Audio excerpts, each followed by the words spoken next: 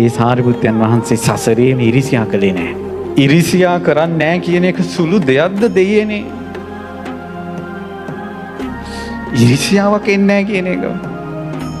එක ගෙදර සහෝදරයෝ දෙන්න ඉරිසියයිනේ. එකට ඉගෙන ගන්න යාළුවෝ ගැන කවර කතාවද? තවත් කෙනෙක්ගේ ಗುಣ වැඩිපුර කියනකොට බලන්න. ඉරිසියාව. පුංචි කාලේ ඉඳලා ඉරිසියාව. චූටි බබා අරේ ඉන්නකොට වෙන බබෙක් කරාගෙන අම්මා කියනවා ඔන්න මේ බබාට කිරි දෙනවා කියුන්ට අර කෑ ගහගෙන එනවනේ. මොකක්වත් දන්නේ නැති එක. ඉරිසියාව. මගේ සාරිපුත්ත මහරහතන් වහන්සේ සසරේවත් ඉරිසියා කළේ නැහැ.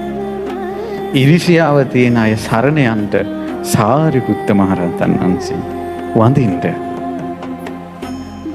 සාරිපුත්ත මහරහතන් වහන්සේ